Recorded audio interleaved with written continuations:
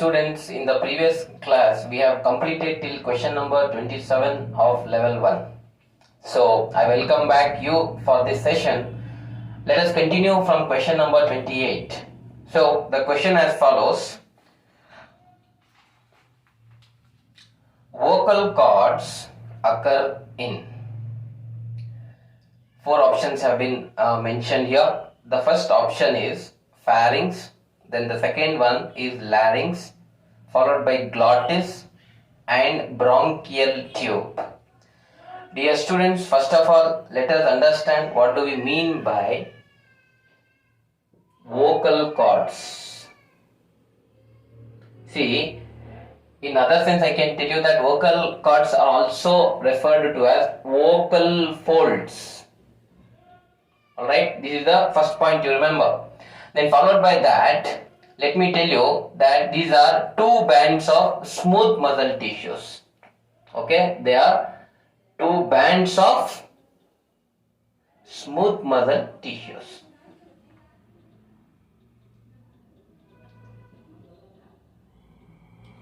Alright, furthermore, let me tell you that these vocal cords are found in the larynx region. Alright, what we call it as the voice box. Furthermore, my dear students, that the vocal cords, when they vibrate, the air will pass through them, alright, pass through the cords, alright, from the lungs to produce the what we call it as the sound of your voice. Alright, so remember what will happen. The vocal cords vibrate, alright, and the air passes from through the cords from the lungs, alright, to produce the sound of your voice. Remember this, alright. So this is why we can say that the vocal cords, as I said to you, they occur in the voice box or the larynx, my dear friends. Furthermore, my friends, let me tell you that we have another three options. Let us also understand what do we mean by that. Firstly, we have pharynx. Alright. Here, rather I can tell you that pharynx is the common opening for the passage of food and air. Alright. And we have next the glottis. What is the glottis? It is the slit like opening on the floor of pharynx. See, we can find, alright, slit like opening on the floor of pharynx. That is what we call it as glottis, my friends. This glottis further leads to larynx. Alright, I hope everyone have followed here, right? Then, my dear friends, we also have here bronchial tube. See, what is bronchial tube? We know that when a person breathes, the air comes in through the nose and then the mouth and goes into the trachea or the windpipe, right? From the windpipe, it passes through the bronchial tubes to the lungs, right? So bronchial tubes, let me tell you in other ways, we can also refer them to as bronchi or airways. Alright, see, bronchial tubes can also be referred to as bronchi or airways, my dear friends. Sometimes they will be referred as such. Alright, so out of the given four options, we can definitely say that the vocal cords occur in the larynx or the voice box. So please go for option number 2. Right? Then, my dear friends, we have an important question here. Whether a child died after birth or died before birth can be confirmed by measuring.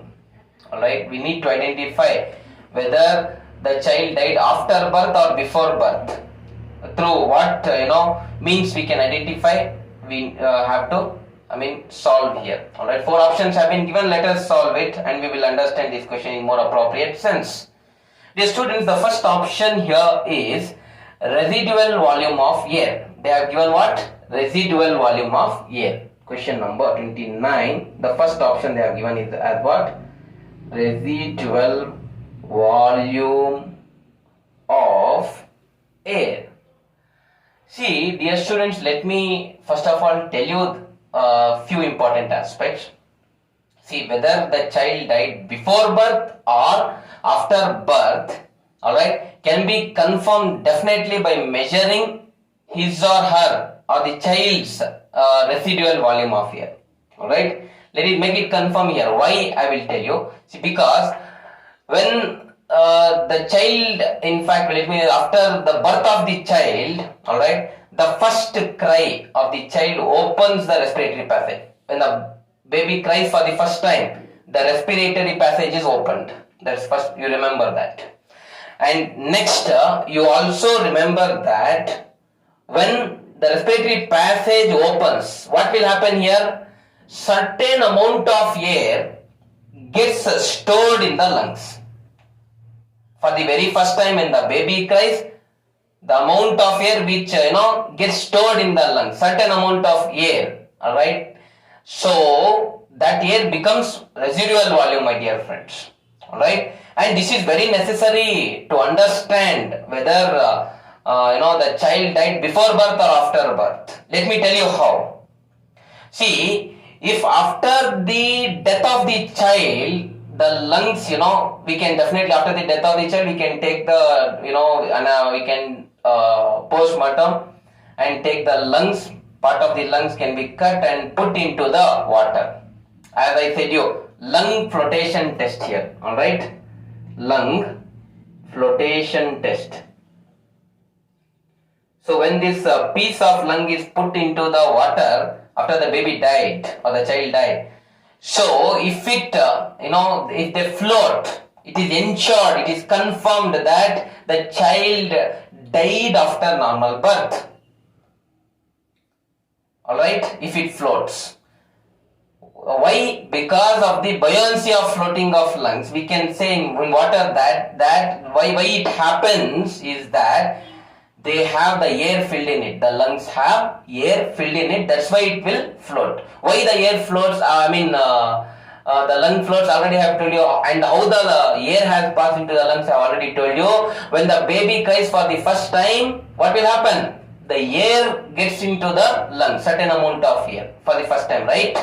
Yeah. Considering that, if the child is born, alright, we can dissect it, alright, we can dissect it and take the part of the lung through, as I said, you post-mortem, and we can do lung flotation test. If the piece of lung floats in the water, it is confirmed that, the lungs have air filled in it, alright. So, and further, if the lung, sinks in the water due to the lack of air, got my point, we can say that the child is in fact died before birth. See, after birth, the lung will float. If the piece of lung sinks, that means it does not have air inside it, the baby did not cry. So the air has not, for the first time the air has not passed because the respiratory passage did not open. So the lung will obviously sink inside the water. So we can come to a very clear conclusion that, the residual volume of air plays an important role here to, to measure. I get your point. In fact, to say that the child died before birth or after birth, my dear friends. And further, they have given tidal volume. Already we know that the volume of air which is inhaled for one respiratory cycle, that is around 500 ml. So that we know that does not have any role here. And we also have dead space air. What is dead space air here?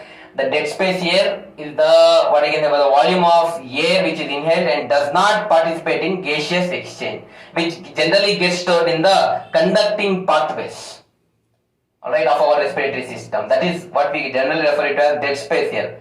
And fourth option, they have given weight of the child, which does not either play a role here, alright.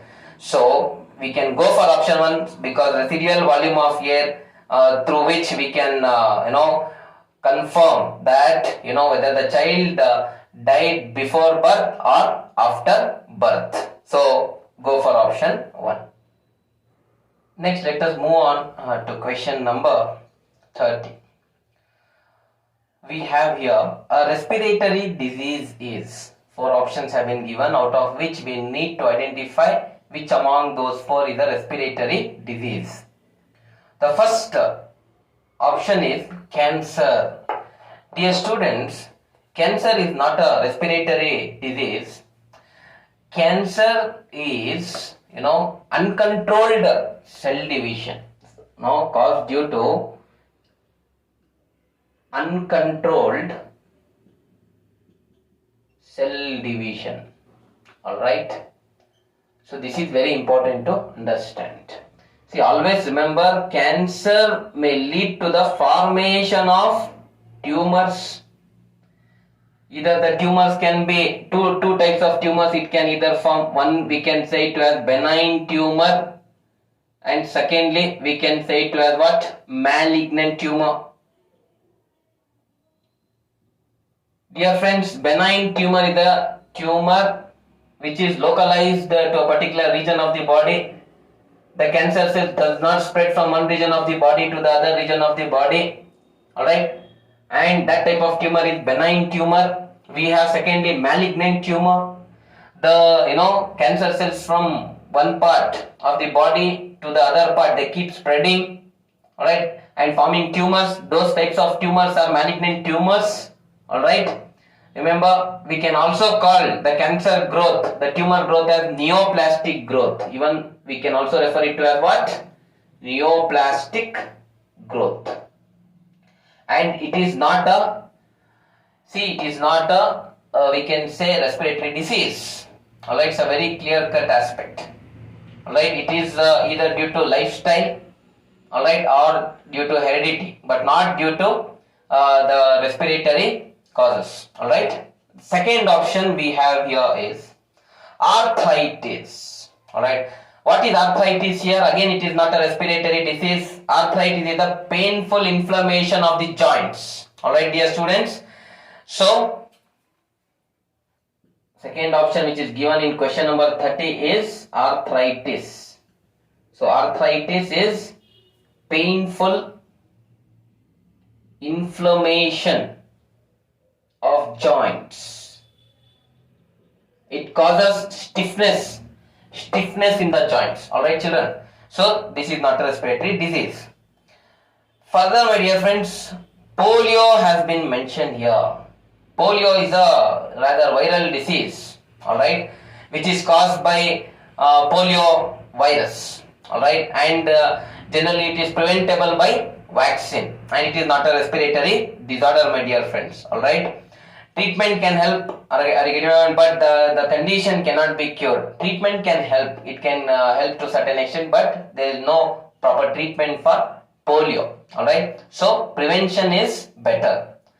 Then, my dear students, we have asthma as the fourth option. So asthma, rather I can definitely say that asthma is a respiratory disease. What will happen in asthma? We know that it's a condition where air passages, especially the airways or the air passages, become inflamed, narrow and swell. Alright. See, in case of we have asthma,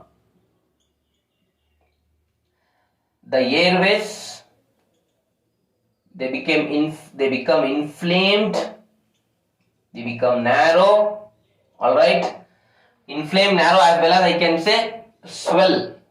Alright, this condition is what we call it to as the asthma. Due to asthma, what happens, my dear friends?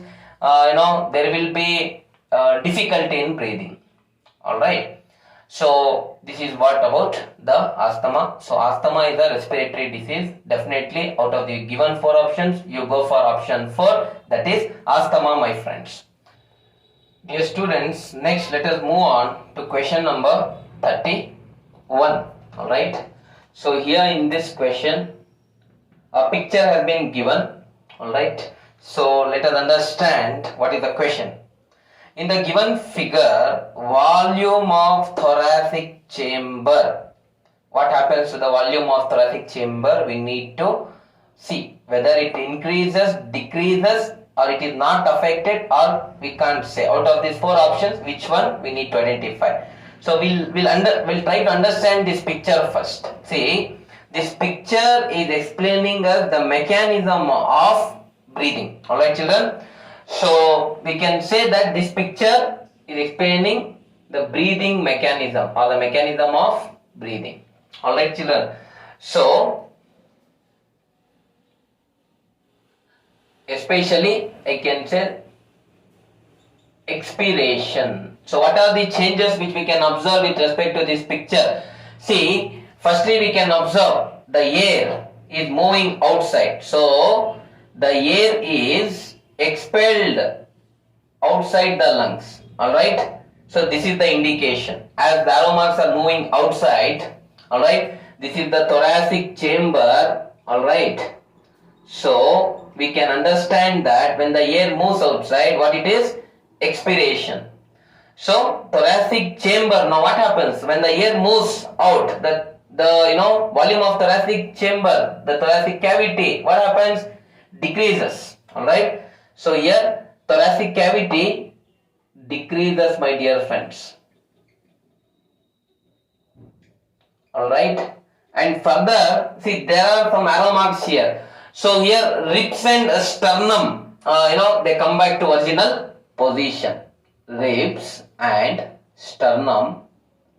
These are ribs and sternum which are indicated here. So they come back to original position after inspiration. Okay. So this can be seen with respect to expiration. Alright my friends. And see, there is something here. The arrow marks which are pointing here. These arrow marks refer to what? The diaphragm has again come back to its normal position. The diaphragm, now we can say that definitely it is arched or dome shaped. Alright, returned to its normal position during expiration. Alright, so this is very important. These arrow marks are very important for us to understand, my friends. Alright, so the given question is very simple. Just we need to identify that we can see out of this given picture what happens to the thoracic chamber. The thoracic chamber, as we all know, what is happening here in the thoracic chamber, the thoracic cavity is decreasing. So you have to go for option 2, that is decreases. The thoracic cavity decreases is the right answer here, my dear friends. And coming to the next question, that is question number 32. Gases diffuse over the respiratory surface because of 4 options have been given. Partial pressure of oxygen, that is PO2, is more in alveoli than in blood. Option 2 we have partial pressure of oxygen is more in blood than in tissues. Third option, partial pressure of carbon dioxide is more in alveoli than in blood. Partial pressure of carbon dioxide is more in blood than in tissues is the last option.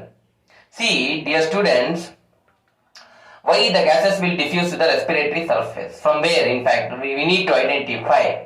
First of all, let me tell you, my dear friends, that the partial pressure of alveoli, partial pressure of oxygen in alveoli will be approximately around 104 millimeter mercury. This is question number 32.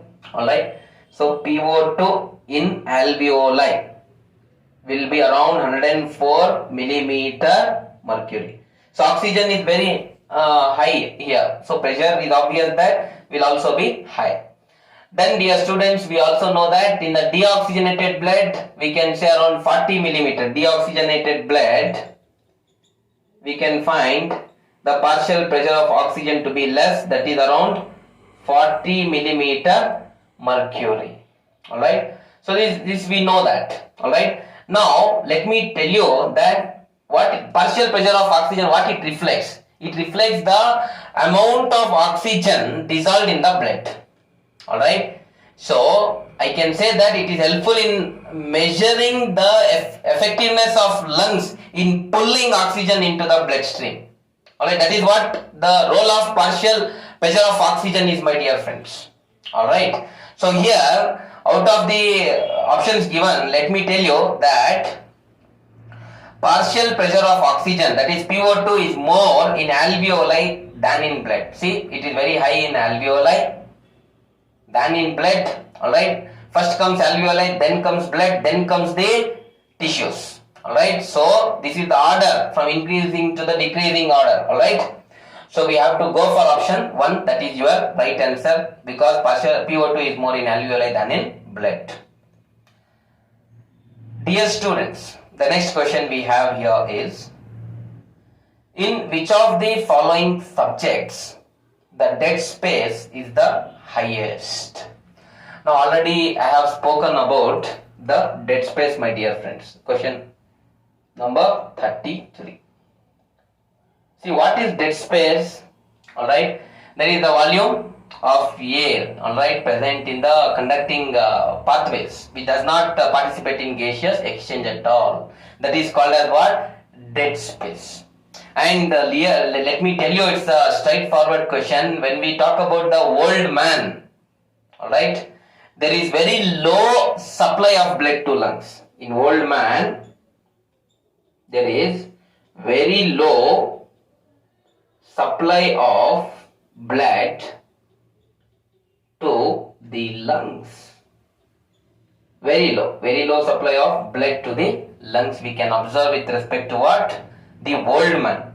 Definitely, if this is the case, they will have a very what I can say, high dead space. Alright, so dead space will be very much higher in old people, my dear friends. Okay, so out of the given 4 options, they have given old man, old woman, young woman, and young man. You please go for option 1. That is your right answer. Next question we have. In expiration, diaphragm becomes, 4 options have been given: flattened, relaxed, straightened, arched, or dome shaped. See, my dear students, already have spoken about it in the previous question. So it's very clear cut that during expiration or exhalation, alright, or exhalation, we can say that what happens to the diaphragm? The diaphragm relaxes and returns to previous dome-like shape. Alright, say, let us say we have the diaphragm here. Alright, see, it will be very much flat. Alright, during what we can say, inspiration. Alright, when we take in, it becomes flat air. Alright, when we take when the expiration occurs. Alright, so what will happen again? Alright, the diaphragm will become dome shaped. This is what we call it to as arched or dome shaped. This is in the relaxed condition of the diaphragm we can find, my dear friends. This can be seen with respect to what? Expiration or exhalation. Alright, so other than that, we already know that even the other changes, we can say the sternum and ribs, they return to the original position. Alright, and also the volume of thorax decreases, which we have understood in the previous questions. Alright, my dear friends. So because of these changes, expiration occurs, we know that. Alright, so the given question, let us concentrate. The given question is, in expiration, what happens to the diaphragm? The diaphragm is arched or the diaphragm becomes dome shaped. So please go for option 4. That is your right answer. Becomes arched, diaphragm becomes arched or dome shaped. Dear students, next, the last question of level 1 and of today's class. Residual volume is, we have 4 options given here: greater than vital capacity, greater than tidal volume, lesser than tidal volume, and greater than inspiration.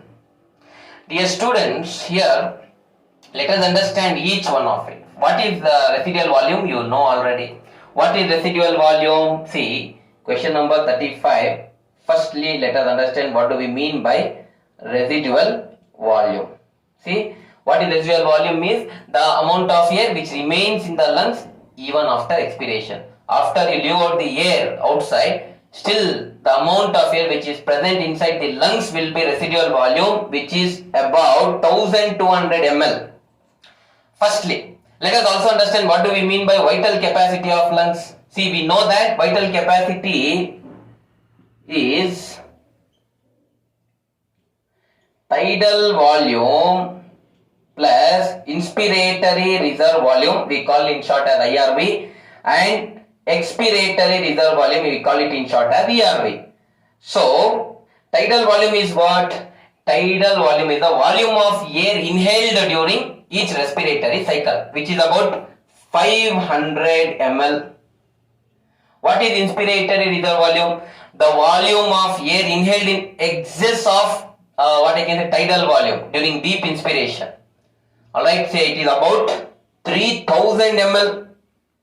And expiratory reserve volume, the volume of air expelled outside the lung in excess of tidal volume during forceful expiration. Forceful expiration. Alright. So what happens here? Exchange of around 1100 ml of gas can be seen in expiratory reserve volume. So vital capacity would be around 4600 ml, my dear friends. Alright. So I hope it is the sum total of tidal volume plus inspiratory reserve volume and expiratory reserve volume. Now we know that what is residual volume, what is vital capacity, IRV, ERV and also tidal volume. Out of the given four options, let us understand. Residual volume is, first option is greater than vital capacity. Now what is the residual volume? 1200 ml. They are saying it is greater than vital capacity. See, vital capacity is 1000 or 4600 ml, which cannot be. So option 1 is not correct. Second, greater than tidal volume.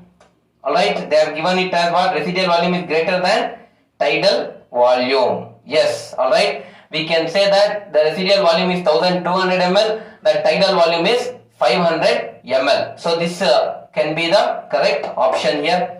And the other option, lesser than tidal volume. It is not lesser than tidal volume because residual volume is 1200 ml, tidal volume is 500 ml.